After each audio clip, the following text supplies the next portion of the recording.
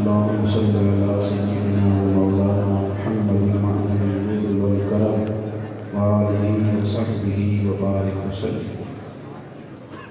تمام تعریفیں اللہ تعالیٰ جل جلالہ کے لیے، درود و سلام نبی اکرم سید عالم صلی اللہ تعالیٰ علیہ وسلم کی ذات والا صفات کے لیے حمد و صلاۃ کے بعد صاحب صدر حضرت پیر حاجی گلشن الہی صاحب قادری دامن برکاتہ العالیہ اور سرزدہ حسان صاحب دیگر دیکھ رہا ہوں کہ ایک بڑی تعداد علماء کی سادات کی یہاں موجود ہے۔ رات کافی ساری بیت گئی ہے اور آپ ماشاءاللہ بڑے ذوق شوق سے تشریف فرمائیں، چہرے بڑے روشن ہیں، معنوں کے اندر ذوق موجود ہے۔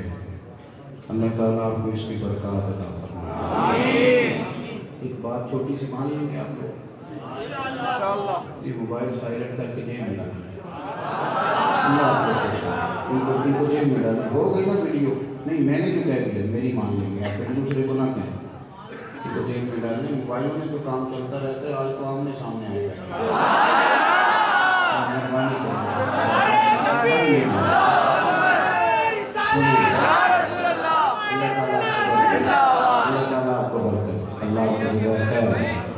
یہ میرے پہلے ویڈیو والے بھائی کو آپ جانتے ہوں گے، یہ آپ کو دے دیں گے، آپ میری بات پر توجہ کریں۔ اور بھی کئی جگہوں سے چل رہا ہے، آپ کو مل جائے گا، لیکن مطلب یہ کہ تصویر جو ہے وہ فرض کفایہ تھوڑا دین ہے، اگر رہ گئی تو کیا ہو جائے، اس سے تھوڑا آپ بڑی مہربانی کریں اور بڑے اطمینان سے سکون سے آپ تشریف فرما ہوں۔ بڑا اچھا انتظام ہے، آئی سال کے ساتھ زیادہ بڑے نفیس ہیں، تھوڑی ملاقات ہوئی ہے ابھی آتے ہوئے، اچھی نفاست سے اور اچھے انداز میں عاجزی کے ساتھ لوگوں کے ساتھ۔ یہ اتنے سارے لوگ تو جمع ہو جاتے ہیں کہ اس کے پیچھے کچھ محبتیں کچھ خلوص تو ہوتا ہی ہے۔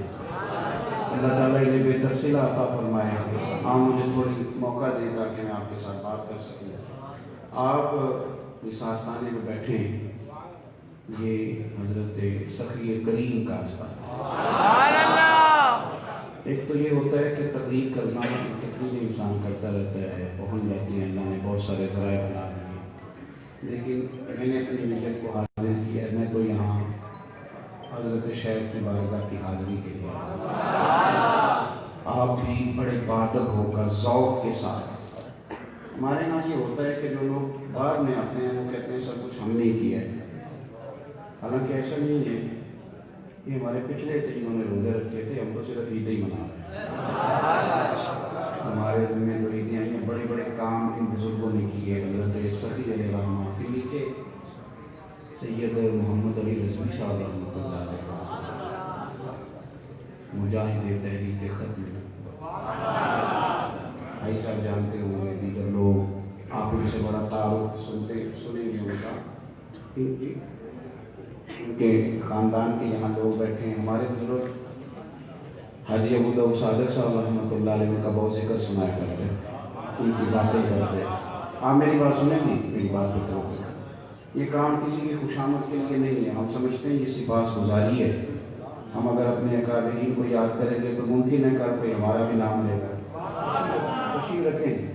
پھر حضرت خلیل ملت رحمۃ اللہ علیہ کا یہاں مقام، بعد میں تو بڑے لوگوں نے کتابیں لکھی، بڑا کچھ نصاب میں آیا، لیکن یہ شاید حضرت سخی کریم کا فیضان تھا کہ حضرت خلیل ملت کی کتابیں بچنے پڑتی تھیں، بچے پڑھتے، اور وہ مدارس کے نصاب میں شامل تھی۔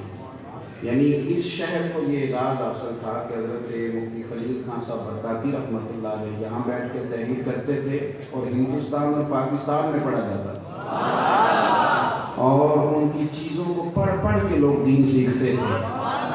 ہم لوگوں کو بتاتے تھے کہ یہ کتابیں لے لو، تو یہ میرا خیال ہے سارا حضرت سخی کریم کا ہی بھیجا ہوا۔ تو یہ اتنے بڑے بڑے لوگ یہاں آرام فرما ہیں۔ میں ابھی گزر رہا تھا تو مجھے حضرت کے صاحبزادوں نے اشارہ کرایا کہ وہ خلیل ملت یہاں آرام فرما، تو 2-4 منٹ کے لیے قدم رک گئے، یعنی یہ کہ توجہ پیچھے کی طرف ہٹی۔ یہ لوگ علم کا پہاڑ، انہوں نے بڑی روشنی پھیلائی، بڑا کام کیا ہے، بڑی خدمات، اور اب یہ جو کچھ آپ لوگوں کے دیکھ رہے ہیں تو میں کہہ چکا ہوں یہ بھی تو کوئی کسی شخص نے کوئی کوشش کی ہے، کوئی اہتمام کیا ہے تو اللہ نے ہم سب کو یہاں جمع کیا۔ بس دعا فرمائے اللہ ہمیں دین کے ساتھ اخلاص کی توفیق عطا فرمائے، اخلاص کی توفیق عطا فرمائے۔ دوستو، قرآن مجید کی ایک بڑی معروف آیت کریمہ میں نے تلاوت کی ہے۔ دنیا کے اندر جو ادب ہے نا وہ سکون پیدا کرتا ہے، اور جو بے ادبی ہے وہ بے سکونی پیدا کرتا ہے۔ ساری زندگی آپ نے ابا کی خدمت کی، بات مانی، لیکن ایک دن آپ غصے میں تھے تو آپ نے والد صاحب سے کہہ دیا کہ ابا جی اب آپ بھی تو تھوڑی احتیاط کریں گے۔ والد کی نا ساری رات روتے گزر جاتی ہیں، وہ جملے بھولتے نہیں، اسے محسوس ہوتا ہے کہ شاید میری تو کمائی ضائع ہو گئی۔ بیوی اور ماں کا جھگڑا چل رہا تھا تو بیٹے نے زیادہ نہیں 2 جملے کہے۔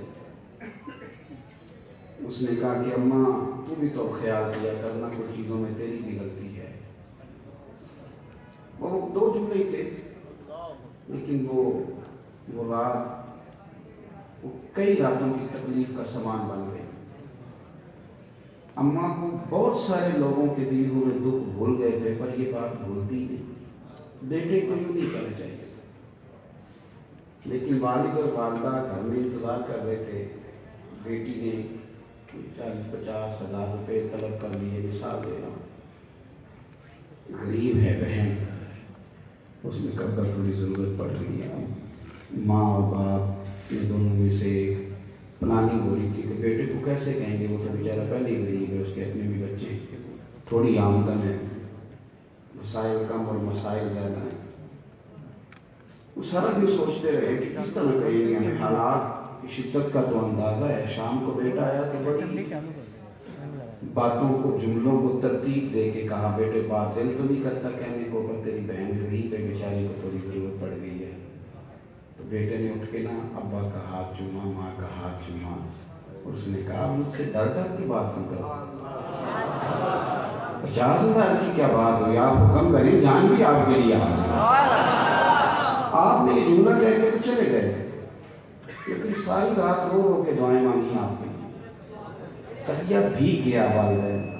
آپ جب ادب کرتے ہیں تو سکون پیدا ہوتا ہے۔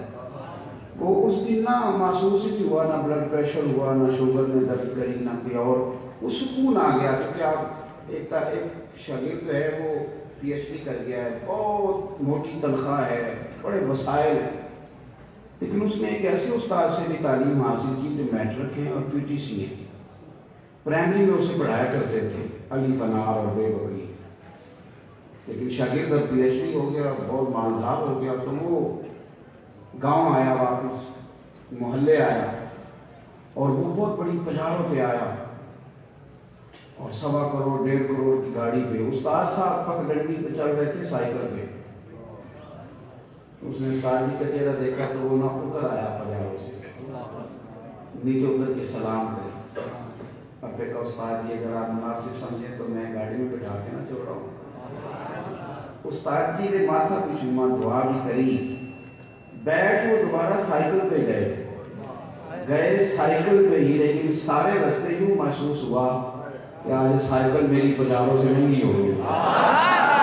آپ جب ادب کرتے ہیں، میری بات کو سمجھیں، آپ جب ادب کرتے ہیں تو آپ لوگوں کو سکون دیتے ہیں۔ آپ نے جب عالم کا، درویش کا، صوفی کا، سفید داڑھی والے کا، استاد کا، والد کا، عالم، کسی کا آپ نے جب ادب کیا نا، ادب، تو آپ نے عزت بڑھائی۔ ہمارے یہاں تیزی سے بے ادبیاں پروموٹ ہوئی ہیں، ہم محنت کرتے ہیں بے ادبیاں پروموٹ کرنے۔ جب ہم آپس میں بیٹھتے ہیں، تعریفیں یہ نہیں ہوتی جو سامنے کی جاتی ہیں، یہ تو اللہ ماشاءاللہ خوش آمدید ہوتی ہے۔ تعریف ہوتی ہے جو آپ کسی کے لیے تنہائی میں خیر کا جملہ کہتے ہیں۔ ہم کیا کرتے ہیں، ہم تنہائیوں میں ایک دوسرے کے خلاف بات کرتے ہیں۔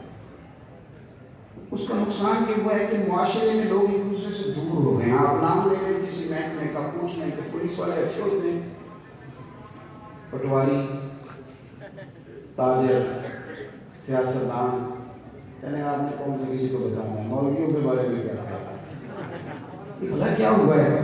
ابھی اس طبقے کے اندر بھی آپ میرے جیسے لوگوں کے پاس بیٹھ کے پوچھیں گے نعت خان کے بارے میں کیا خیال ہے، تو کچے جملے بعد جگہ سے سننے چاہیے، حالانکہ یہ جملے انداز ٹھیک نہیں ہے۔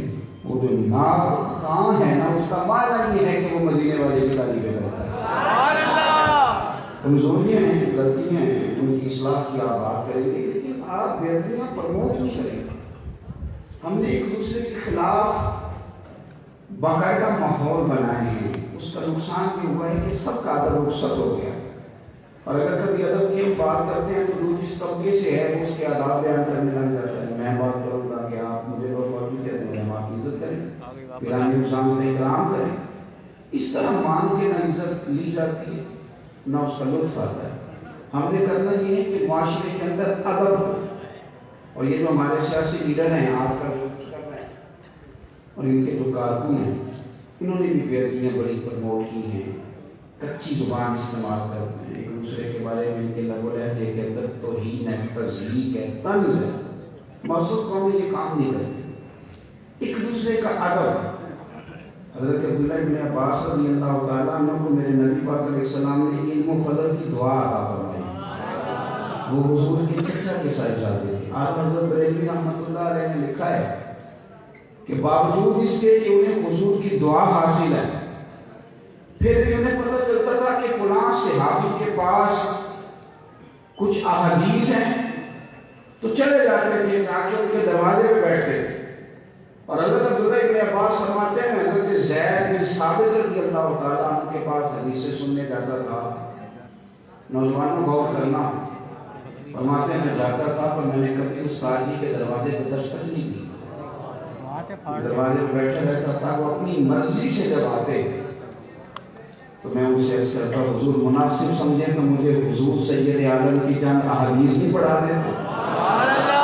استاد جی گھوڑے پہ آ رہے ہیں، استاد صاحب گھوڑے میں، ایک تو یہ کہ استاد کو ضرورت ہے تو آپ کو خدمت کرتے، ایک یہ کہ ویسے استاد جی گزر رہے ہیں گھوڑے میں۔ حضرت عبداللہ بن عباس سامنے سے آ گئے،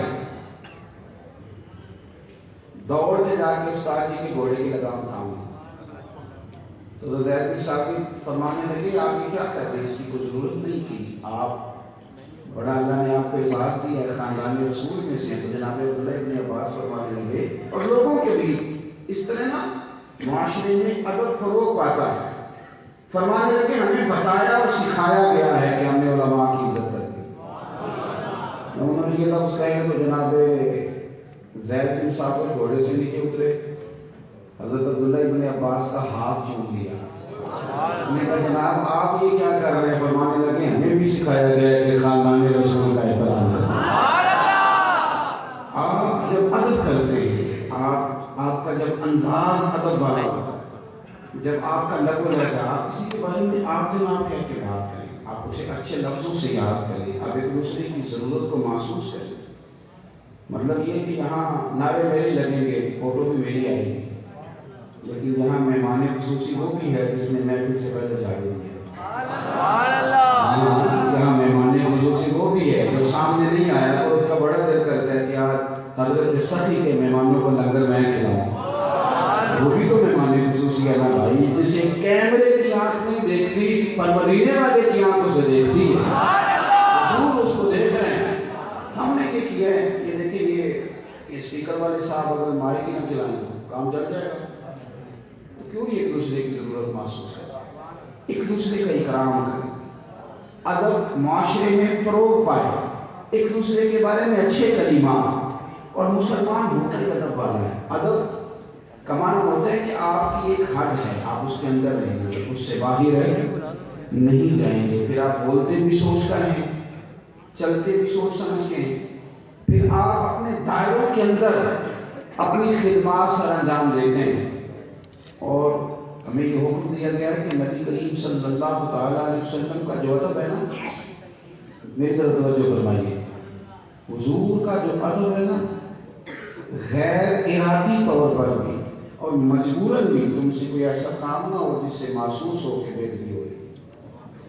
حضرت ثابت بن قیس رضی اللہ تعالیٰ عنہ نے شکل سماعت کا عارضہ تھا، اونچا سنتے تھے، تو نبی پاک علیہ السلام کے حضور حاضر ہوتے تو بولتے بھی اونچا. جو آدمی اونچا سنتا ہے نا وہ محسوس کرتا ہے شاید دوسرے بھی تھوڑے بہرے ہیں, وہ کئی دفعہ اونچا بولتا ہے. یعنی کوئی لہجے میں بے ادبی نہیں تھی, اٹھنے بیٹھنے میں کوئی ایسی بات نہیں تھی, لیکن حضور کی بارگاہ عالی مرتبت میں آتے تو ذرا تھوڑا اونچا بولتے. اللہ کریم نے قرآن مجید نازل فرمایا, یا ایھا الذین آمنوا لا ترفعوا اصواتکم فوق صوت النبی. اے ایمان والو, تمہاری آواز نبی کی آواز سے اونچی نہیں ہونی چاہیے. ولا تجهروا له بالقول كجهر بعضكم لبعض, اور حضور کے سامنے اس طرح بات نہ کرنا جس طرح آپس میں چلا کے بات کرتے. یا اللہ اگر ایسا ہو گیا تو فرمایا ان تحبط اعمالکم, تمہارے اعمال ضائع کر دیے جائیں گے. وانتم لا تشعرون, تمہیں پتہ بھی نہیں چلے. اپنے لفظوں کی نگرانی کریں, جملوں کی نگرانی کریں, اپنی سوچوں کی نگرانی کریں.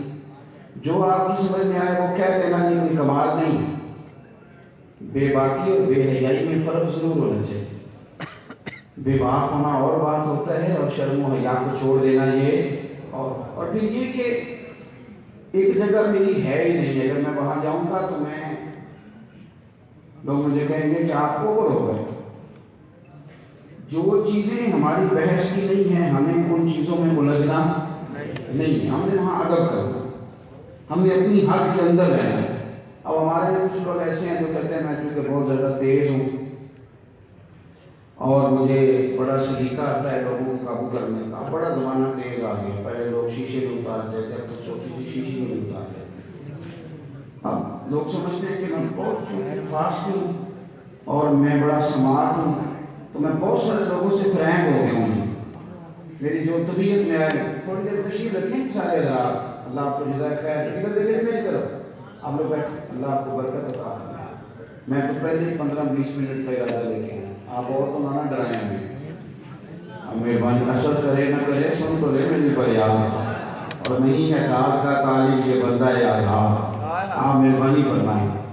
ہوتا یہ ہے میرے عزیز کہ میں بڑا فرینک ہوں جی بھائی, اگر کوئی آپ سے پیار کرتا ہے تو اس کی مہربانی ہے. آپ فرینک بھی اگر ہو جائیں تو آپ کا رشتہ تب قائم رہے گا جب ادب قائم رہے گا. اگر آپ ادب کی حدود سے نکل جائیں گے تو رشتے قائم نہیں رہیں گے. آپ حدود کے اندر رہیں گے. جس دوست کے ساتھ آپ کا تعلق اتنا بے تکلف ہو جائے کہ اب آپ توہین آمیز رویے پہ آ گئے تو وہ رشتہ بڑی جلدی ٹوٹ جاتا ہے. اگر آپ نے تعظیم قائم رکھی, ادب قائم رکھا تو رشتے مضبوط ہوں گے. کچھ لوگ کہتے ہیں کہ میں بڑا ہوں, فلاں آدمی کے ساتھ میرا دوستانہ ہے, میرا تعلق گہرا ہو گیا ہے, اب میں نے شاید ادب نہیں کرنا. کچھ کہتے ہیں میں زیادہ قریب رہتا ہوں تو شاید میرے لیے بھی ضرورت کوئی نہیں. میں کہا کرتا ہوں کہ نبی کریم علیہ السلام کا بظاہر سایہ نہیں تھا, لیکن اگر کسی کو حضور کا سایہ کہا جا سکتا ہے تو جناب صدیق اکبر کو کہا جاتا ہے. وہ سائے کی طرح ساتھ رہے ہوئے, سائے کی طرح. جب آدمی کسی کے زیادہ قریب رہتا ہے تو کئی دفعہ وہ والا ماحول نہیں رہتا. اب ہر وقت ادب کیسے کیا جائے, اس کے ساتھ رہنا ہے, لیکن وہ قریبی سب سے زیادہ رہے. اور جس نے ادب سیکھا ہے انہوں نے بھی جناب صدیق اکبر سے سیکھا. جناب صدیق اکبر سے آداب سیکھا.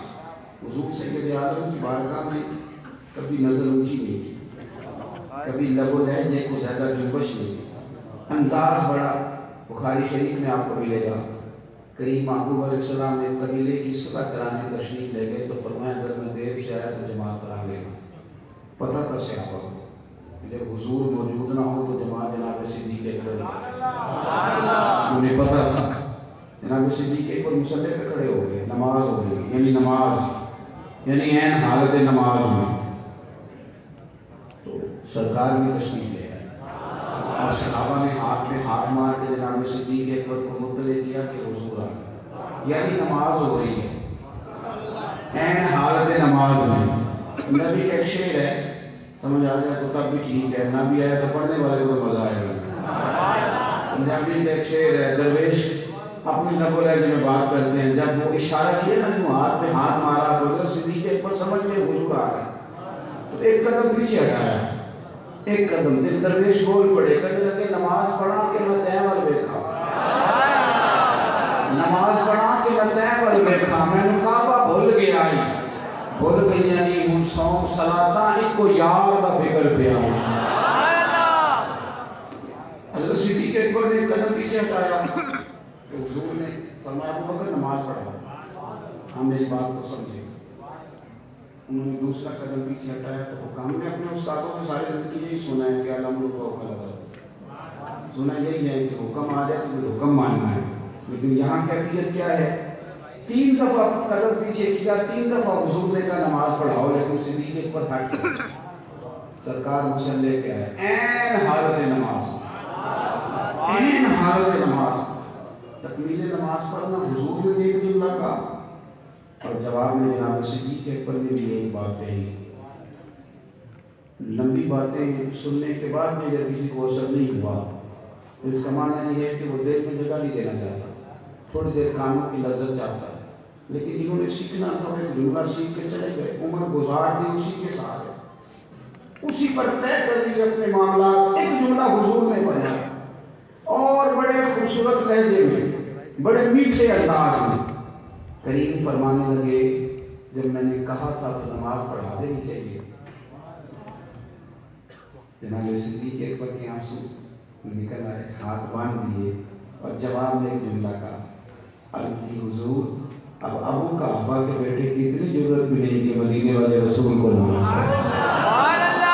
مطلب آپ جو کرتے ہیں نا آپ کو بھی قرار ملتا ہے سامنے والے کو آپ دلوں کی تیزی میں کوئی ایسا دعا خدا نہ ادا کریں کہ آپ کے اپنے تکلیف میں آئے کچھ ایسا نہ کریں جس سے تکلف پیدا بہت لوگ جلالی کہتے ہیں جناب عمر فاروق اور وہ ہیں لیکن اصول پر ذات کے لیے نہیں قاعدے کے لیے قانون کے لیے اور وہ اپنی ذات کے لیے بھی ہیں اپنی اولاد کے لیے بھی ہیں ہمارے یہاں لوگ سچ بولتے ہیں پر دوسروں کے لیے اپنوں کے لیے کہتے میری سچ بولنے کی عادت ہے کہ میں سچ کہہ دیتا ہوں میں کہتا ہوں کہو اپنے لیے کہنا کہہ دو کہ میں اتنا ان پڑھ ہوں کہہ دو میری اتنی نمازیں قضا بولو سچ پر اپنے بارے میں بولو اپنے بارے میں سچ بولنا چاہیے دوسروں کے لیے تو پردہ پوشی کا حکم دیا گیا تو آپ دوسروں کے بارے میں سچ بولتے رہتے ہیں حالانکہ دوسروں کے لیے تو یہ تھا کہ آپ پردہ پوشی کرتے آپ کو اپنے بارے میں سچ بولنا تھا جب کوئی آپ کو کہہ رہا تھا کہ آپ فلاں ہیں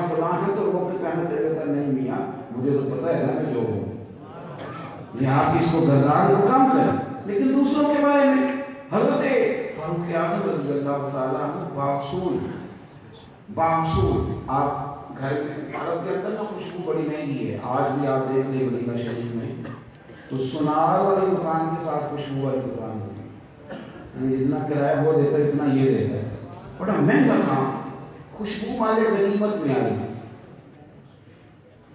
حضرت فاروق اعظم رضی اللہ تعالیٰ نے گھر میں رکھوائی تو پھر اپنی اہلیہ سے فرمانے لگے وہ خوشبو دے دو میں صحابی کی اہلیہ کے ذمہ لگاؤں گا وہ توڑ کے صحابہ میں بانٹ دیں گی تو عورتیں ذرا اس بات سے بڑی ناراض ہوتی ہیں کہ مجھے کیا طریقہ نہیں آتا تو آپ کی اہلیہ بھی فوراً کہنے لگی مجھے نہیں بانٹنا آتا میری دیانت پر کوئی شک ہے جناب عمر فرمانے لگے بھلی مانس اللہ تیرا بھلا کرے مسئلہ یہ نہیں کہ تجھے بانٹنا نہیں آتا معاملہ یہ ہے کہ دیانت کے ساتھ سب کو برابر دینا ہے جب تو بانٹے گی تو کچھ خوشبو تیرے دوپٹے کو بھی تو لگ جائے اگر اللہ رسول نے اس کا حساب پوچھا تو وہ کیسے دینا اتنا اصول اپنے ہاں اپنے لیے اپنے گھر والوں ہمیشہ باوصول رہے اور وہ کہہ دیتے تھے کیونکہ نافذ کرنا ان کے ذمہ تھا تو قانون جو بنے ان کا انہوں نے نفاذ کیا جاؤ جماعت اتنا کہ شیطان رستہ بدل جائے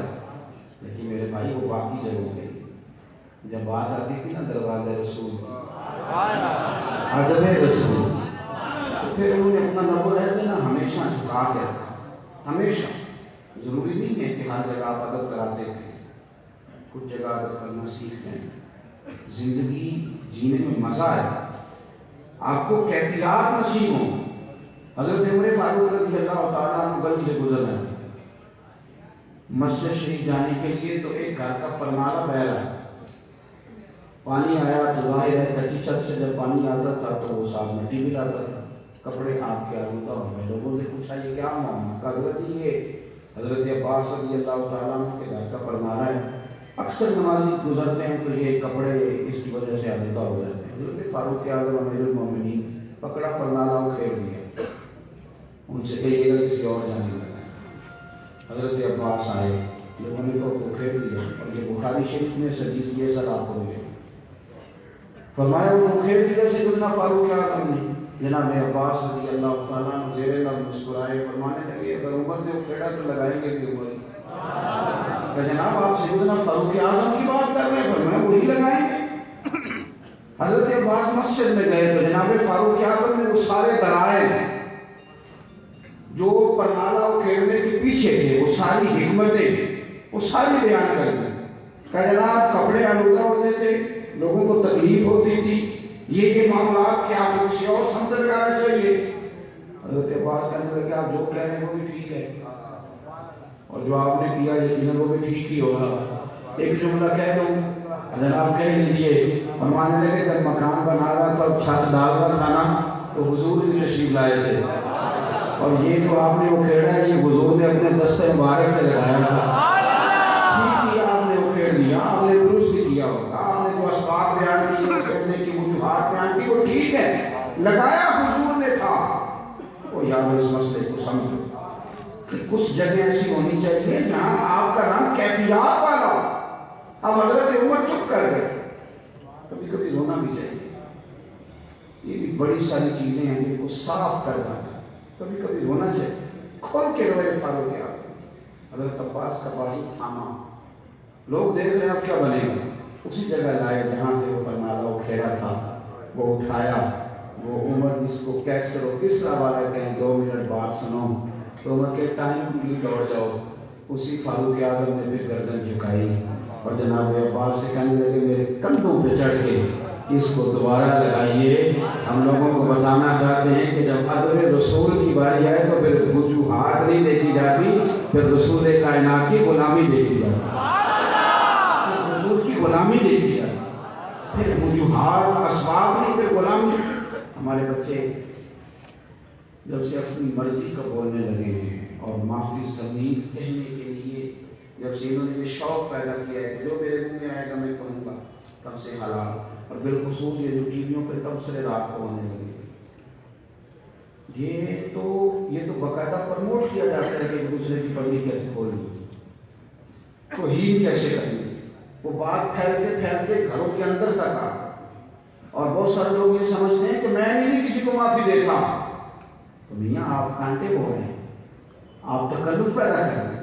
آپ کو سوچ سمجھ کے, میں نے تو زیادہ باتیں نہیں کرنی, بات کو سمیٹنا ہے. یہ تو ہے نا آپ نے مجموعی عمل کرنا. جب بات آئے نا اللہ والوں کی, سبحان اللہ, تو پھر ویسے ہی ذرا حکم اور طرح ہے. جس آدمی کو آپ شاہ لے جانے, اعلیٰ حضرت بریلوی رحمۃ اللہ نے کہا ہے کہ آپ کی سمجھ میں آ رہی کہ بندہ نیک ہے.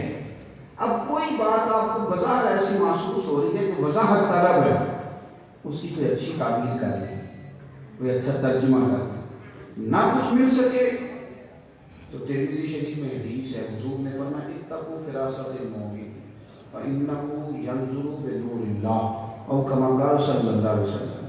فرمایا مومن کی فراست قلبی سے ڈرو, وہ تو اللہ کے نور سے دیکھتا ہے. تو پھر سمجھ لو کہ ان کی وہاں نظر جاری ہے جہاں میری. پھر تھوڑا سا نا آپ ہمارے یہاں نا لوگ, میں جیسے کہہ رہا ہوں کہ لوگوں نے لوگوں کو دور کر دیا ایک دوسرے کے ساتھ, دینداروں سے بھی دور کر دیا. آپ ڈرائیور کے پاس بیٹھیں گے تو گاڑی چلانے کا ڈھانگ سلیقہ ہے, علماء کی مدارس میں جائیں گے تو دین کی چل جائے گا. لیکن ہمیں دور کیا گیا. بہت ساری باتیں سنا, بہت ساری باتیں. جس کے کپڑے پھٹے ہوں اس پر بھی الزام ہے کہ صحیح نہیں پہنتا, اور جو ذرا اچھے پہن ہیں اس کو کہتے ہیں کہ پہلے منی ٹرے تو دے پیسے کہاں سے آئے گا, انہیں کیسے پہن لیے اتنے اچھے کپڑے, فقیروں جیسے پہننے چاہیے. ان لب و لہجے کے اندر ہم نے وہ ساری چیزیں پیدا کر دی, ہمیں تھوڑا سا لوگوں سے دور کریں. چونکہ میں حضرت سخی کریم کی بارگاہ میں بیٹھا ہوں تو حضور غوث پاک کی بات نہ کروں. حضرت غوث اعظم رحمۃ اللہ علیہ کے بارے میں, رضی اللہ تعالیٰ عنہ کے بارے میں مولانا علی قاری علیہ رحمہ نے لکھا ہے. غوث پاک کے ایک مرید نے نا اپنے دوست سے کہا کہ چل تجھے اپنے پیر صاحب کی زیارت کرا. میں ایک اپنا درد آپ کی خدمت میں عرض کرنے لگا ہوں. آپ اس درگاہ کے ساتھ اگر وابستہ ہیں نا تو آپ صرف عقیدت مند نہیں ہیں، آپ نمائندے بھی ہیں۔ میں جس استاد کا شاگرد ہوں میں ان کا نمائندہ بھی ہوں، میں جس شیخ کا غلام ہوں میں ان کا نمائندہ بھی ہوں۔ جب میں کسی بزرگ سے اپنی نسبت وابستہ کرتا ہوں تو لوگ نا کہ میری شکل میں میری صورت میں کچھ عکس بھی دیکھنا چاہتے ہیں۔ آپ صوفیات کے ماننے والے ہیں، آپ کا ادب، آپ کی خوبصورتی، آپ کی نفاست دوسروں سے زیادہ ہونی چاہیے۔ جس اسٹیج پہ اتر کے وہ غلیظ بات کریں گے وہاں آپ نہیں اتر سکتے، کیونکہ آپ کا منصب نہیں ہے۔ آپ وَإِذَا خَاطَبَهُمُ الْجَاهِلُونَ قَالُوا سَلَامًا، آپ کے لیے حکم یہ ہے کہ آپ نے جاہل سے بحث نہیں کرنی، بلکہ آپ نے اس کو سلوک کرنا ہے۔ جو حالات بڑا کچھ کہتے رہیں گے، آپ اس جگہ عارف ربی رحمۃ اللہ علیہ کہتے ہیں گدھے اور گھوڑے کی بحث ہو گئی تھی۔ گدھا کہتا تھا آسمان کا رنگ کالا ہے، گھوڑا کہتا تھا نیلا ہے۔ جھگڑا لمبا ہو گیا تو کیس بادشاہ کے پاس چلا گیا، شیر کے پاس۔ گھوڑے نے کہا حضرت دیکھو میں کہتا ہوں کہ رنگ نیلا ہے، یہ گدھا کہتا ہے کہ رنگ کالا ہے، 2 گھنٹے سے بحث ہو رہی ہے، فیصلہ کر دیں۔ تو بادشاہ سلامت کہنے لگے بات بھی گھوڑے کی ٹھیک ہے اور گھوڑے کو عمر قید کی سزا دی ہے۔ گھوڑا کہنے لگا بات بھی میری ٹھیک ہے، عمر قید کی سزا دی، تو زمانے میں سزا اس بات کی ہے کہ تم نے گدھے سے بحث شروع کر دی۔ گدھے سے بھی کوئی بحث کرتا ہے، اتنا بیوقوف ہے، تم نے دیکھا ہی نہیں کس سے بحث کرتا ہے۔ آپ اپنا اسٹیٹس دیکھیں گے، بہت سارے لوگ بعض کاتون جو ہوتے ہیں، تو میں تو تمہیں طالب علم کی حیثیت رکھتا ہوں، تو میں نے کئی دفعہ بزرگوں کو دیکھا، ایک آدھ بزرگ کو، تو میں نے ان سے بھی کہہ دیا، میں نے کہا تھا کہ اس آدمی سے آپ بات کر رہے ہیں، آپ کا اسٹیٹس نہیں، آپ اس سے بات کریں، یہ لیبل نہیں ہے، اب یہ ہمارے بزرگوں سے بات کرے گا۔ تو ایک تو آپ نے کسی بے ادب کی سطح پر اتر کر اس کے ساتھ کلام نہیں کرنا، بنتا نہیں ہے ہمارا۔ ہم اپنے بزرگوں کے نمائندے ہیں، ہمیں ہمارے بزرگوں نے ادب کے اندر ڈال کے ساری چیزیں بتا دی۔ تو بات سمیٹنی ہے، بس ختم کرنے لگا ہوں۔ حضرت مولانا علی قاری کہتے ہیں وہ ایک حضور غوث پاک کا فقیر تھا، غلام تھا، اس نے کہا ایک شخص سے آؤ میرے پیر صاحب سے ملنے چلے۔ پہلے تو آتا نہیں تھا، کہ آیا تو حضور غوث اعظم کے استقبال میں نا 50 گھوڑے بندے ہوئے دیکھے۔ میں نے کہا تیرے پیر صاحب کا ایسے گزارا نہیں ہوتا، سواری کرنی ہے تو 50 کو رکھے۔ اب اس بیچارے کے بعد جواب کوئی نہیں، کلا جواب ہو گیا۔ اب یہ ہر روز ملتا تو کہتا کہ پتہ کیا 50 گھوڑے کیوں رکھے ہوئے ہیں، وہ بھی عربی نسل کے اتنے مہنگے، ہر روز پوچھتا۔ یہ بڑا پریشان تھا، اعتراض کرنے والے ایک دن بیمار ہو گئے، اس کا زیادہ تکلیف اٹھی کہ بغداد کے سب سے بڑے طبیب کے پاس جانا پڑا۔ اس نے کہا تیرا علاج صرف عربی نسل کے گھوڑے سے ہوگا، اسے ذبح کریں گے، جگر نکالیں گے، اس کی دوا بنا کے اسے کھلائیں گے، اور 50 گھوڑے ذبح کرنے پڑیں گے، بندوبست ہے تو بچ جائے گا، ورنہ پھر تیاری کر لو۔ اب مردہ کیا نہیں کرتا، رویا۔ اسے کہنے لگے ایک دفعہ حضور غوث پاک کے پاس لے گئے، رب کریم کے بندے، رب کریم کے نمائندے ہیں، ہم خالی ولی نہیں کہتے، ذرا سوچ کے بات کرنا، ہم ولی اللہ کہتے ہیں۔ ہم خالی اولیاء نہیں کہتے، اولیاء۔ آپ بات کو سمجھو، او خدا کے بندو، جو میرا دوست ہے میں اس کا بڑا خیال کرتا ہوں، تو جو رب کریم کا دوست ہے اللہ اپنے بندوں کی بڑی شرم پروا کر، بڑا کرم احتیاط سے بولے۔ جس کا دل کرتا ہے وہ دادا صاحب کے بارے میں بات کر جاتا ہے، جس کا جی چاہتا ہے، اور مجھے کرنے والے بڑے اعتراف ہے جتنا سننے والوں کا شکوہ ہے۔ آپ ایسے لوگوں کی بات سنیں گے جو رب کریم کے بندوں کے بارے میں یہ لوگ علیحدہ اختیار کریں، سمجھیں۔ حضرت غوث اعظم کے مرید سے کہنے لگے ایک دفعہ لے چل، میں ان سے جا کے کہوں گا میری بیٹیاں چھوٹے، میں ان سے کہوں گا میرے ماں باپ بوڑھے، میں منت کروں گا مجھے گھوڑے دے دیں، میں بچ جاؤں گا، چلو دے چلو۔ روتا ہے، تڑپ، سارے رستے منصوبہ بندی کرتا گیا۔ ان کی خدمت میں عرض کروں گا حضور نظر کرم ہو جائے، مل جائیں گھوڑے تو میں بچ جاؤں گا۔ کہتے ہیں شیخ غوث اعظم پیرا نبی حضرت کے خانقاہ کے دروازے پہ قدم ہی رکھا تھا تو چہرہ دیکھ کے مسکرائے، فرمانے لگے وہ نادان آدمی، تو مفت میں اعتراض کر رہا تھا، تو جس دن میری گلی سے گزرا تھا، تیرا چہرہ دیکھ کے مجھے سمجھ آ گئی کہ تو بیمار ہونے والا ہے اور تیرا علاج بھی عربی نسل کے گھوڑوں سے ہوگا۔ میں نے کیا کرنے تھے، تیرے لیے ہی منگا کے رکھے، تیرے لیے منگا کے رکھے، اور تو ہے کہ اعتراض کر رہا ہے۔ یوں ہی کوئی بے وفا نہیں ہوتا. آپ تو موقع ہی نہیں دے رہے وضاحت دینے کا، اور آپ ایسے ہی اتنا وجہ اعتراض کرتے جا رہے ہیں. یوں ہی کوئی بے وفا نہیں ہوتا. آپ تھوڑا موقع دیں، چیزوں کو سمجھیں.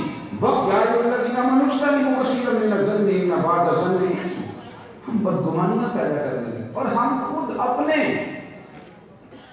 حضور غوث پاک فرمانے لگے میرے ہی غلام میں چارہ ڈال دیا کریں گے تو ہر روز آیا کر ایک گھوڑا لے آیا کر رب تجھے شفا دی. میں نے کہا حضور مرید کر لیں. فرمایا نہیں بھائی جو اتنی آزمائش کرے اسے تھوڑا مرید کیا جاتا ہے. تو دیکھو میرے عزیز، ہم نے اپنوں سے وضاحت دینی شروع کر دی. اچھا نہیں لگتا جب آپ اپنوں کو پٹیروں میں کھڑا کرتے تو تکلیف ہوتی، یہ ٹھیک نہیں ہے. وہ شریکہ ایسا کرے تو چلو بنتا ہے، کوئی غیر بات کرے تو وہ بات درست ہے. آپ کو تو ان چیزوں کو درست کرنا ہے، آپ کو تو نمائندگی کرنی ہے. آپ کا لب و لہجہ ادب والا ہونا چاہیے، سرور والا ہونا چاہیے، کیفیات والا. کبھی بھی کوئی ایسا جملہ زبان سے ادا نہ کرے. حضور غوث پاک سے پوچھنے کا حضرت پورے دین کی تشریح ایک بات میں سننی ہو تو کیا کہیں گے؟ تو غوث اعظم رضی اللہ تعالیٰ عنہ فرمانے لگے میرے نبی پاک کے سارے دین کو ایک جملے میں کہوں تو دین سارے کا سارا ادب کا نام. آپ دیکھیں بھی عبادت ہو کے بولنے بھی عبادت ہو. آپ لوگوں کے ساتھ حدود کے اندر رہ کے معاملات کریں، آپ کو آسانی محسوس ہوگی. وقت کافی زیادہ ہو گیا ہے، فجر کی نماز نہ چھوڑیے گا اللہ کو. اور یہ کہ کبھی کبھی آپ بندہ مشکل میں بھی تو کوئی کام کرتا ہے نا، بیٹھے نماز فجر آپ حضرات نے پڑھنی ہے اور تھوڑا ذوق کے ساتھ پڑھنی ہے. ایسے کریں گے انشاءاللہ. اور آج کی جو نماز فجر ہے نا اس کے بعد 3 دفعہ سورۃ اخلاص اور 1 دفعہ سورۃ فاتحہ پڑھ کے حضرت شفیع کے لیے دعا بھی کرنی ہے، اشارے ثواب بھی کرنا ہے، اور آپ کے وسیلے سے دعا بھی مانگنا ہے. کیونکہ آج کون کا دن ہے نا، تو اگر آج ہی فجر میں سو گئے خدا نہ خواستہ خدا نہ خواستہ خدا نہ خواستہ خاکم بن ہیں اور کسی نے یہ کہہ لیا کہ سب کی دوست کے معادل کری کلیجہ پھٹ جاتا ہے. حضرات اپنے معاملات پر خوب توجہ رکھیں. اللہ کے حضور دعا ہے اللہ سمجھ کی توفیق. ایک بات اور کرتا ہوں، حاجی صاحب نے فرمایا ایک بات سن بیٹھے ادھر. ایک بات فرمایا تو میں کر دیتا ہوں. ویسے یہ تھا کہ میں تو جو کیا کرتا ہوں تو میں کر چکا ہوں. اللہ تعالیٰ آپ کو جزائے خیر عطا فرمائے. جب موضوع کی بات کی جائے تو وہ اتنی بہت کافی ہوتی ہے. ایک بات اور آپ کی خدمت میں عرض کرنی ہے اسی تعلق سے. حضور غوث پاک فجر کی نماز کے بعد فقہ کا درس دیتے تھے اور پھر مدرسے میں باقاعدہ بچوں کو کتابیں پڑھاتے تھے جس کا آج نام درس نظامی ہے. اس دور میں جس نام سے بھی دین پڑھایا جاتا تھا. اور پھر ظہر کی نماز کے بعد تفسیر کا درس دیتے تھے. عصر کے بعد حدیث پاک پڑھاتے تھے اور ہفتے میں 3 دفعہ جلسہ کر کے لوگوں کو رسول اللہ کا دین بتایا تھا. میرے طرف غور فرمائیں آپ. ایک دن نا ناظم ہمارے مدارس اسلامیہ میں ناظم تعلیمات ہے. کالج یونیورسٹی کے اندر پیریڈ تقسیم ہوتے ہیں اور یہاں اسباق تقسیم ہوتے ہیں. مدارس کی زبان میں کہتے ہیں کہ آپ کون سا سبق لیں گے. مانا کہ آپ حدیث پاک پڑھائیں گے، تفسیر پڑھائیں گے، فقہ پڑھائیں گے. ناظم تعلیمات میں حضور غوث اعظم رضی اللہ تعالیٰ عنہ کی خدمت میں عرض کی حضور آپ کو کون سی کتاب دینی ہے؟ تو غوث اعظم رضی اللہ تعالیٰ عنہ فرمانے لگے مجھے کتاب نہیں دینی. اس طرح کرو لائق بچے تم رکھ لو اور نالائق سارے مجھے دے دو، میں نالائقوں کو پڑھاؤں گا. ایک نالائق بچے کو غوث پاک سبق یاد کرا رہے، بار بار یاد کرا رہے کیونکہ یاد نہیں ہوتا تھا. استاد صاحب کہنے لگے حضور یہ کون ذہن ہے. بس ایک بات کرنی کی نصیحت کی اشارہ بھی ہوگا تو میں نے کہا وہ بھی کر جاؤں. حضور یہ کون ذہن ہے؟ اللہ کرے آپ کو سمجھ آئے میری بات. حضور یہ کون ذہن ہے؟ کچھ کہنا چاہتا ہوں. حضور آپ چھوڑ دیں اسے سبق نہیں یاد ہوگا. تو حضور غوث پاک رضی اللہ تعالیٰ عنہ کہنے لگے میرا دل کر رہا ہے اس سے پیار کرنا. پتہ نہیں کتنے دن ہے کر لینے دو پیار. استاد کہتے سمجھ نہیں آئی، یہ پتہ نہیں کتنے دن ہے سمجھ نہیں آئی، لیکن چند دن گزرے تھے کہ اس بچے کا انتقال ہو گیا. یہ جو ہمارے آستانے ہیں نا غریب بھی انہی آستانوں پہ آتے ہیں.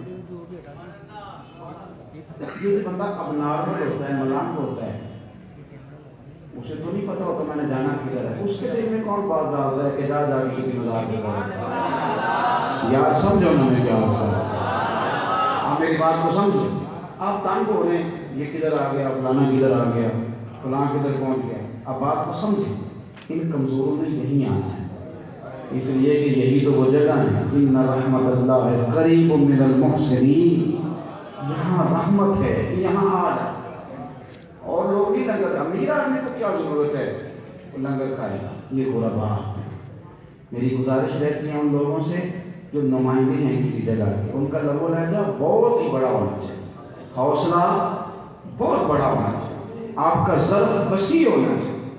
آپ یہ جو تھوڑے کمزور ہیں، کچھ میری طرح کے نالائق ہیں، ان کو بھی سنبھالنے کا آپ کو اٹھا پانا چاہیے. ان کے لیے بھی آپ کے دل میں سینے میں گنجائش ہونی چاہیے، آپ کا ذہن ہونا چاہیے کہ یہ میرے نہیں، یہ تو صلی اللہ علیہ کے مہمان ہیں جس کی ڈیوٹی میں کر رہا ہوں. تو آپ دل بڑا کریں گے اور ایک دوسرے کے لیے کریں گے، ذوق بنائیں. کہنا نہ پڑے کہ جگہ کشادہ کریں، فلاں صاحب دل کشادہ کریں. اللہ تعالیٰ توفیق عطا فرمائے.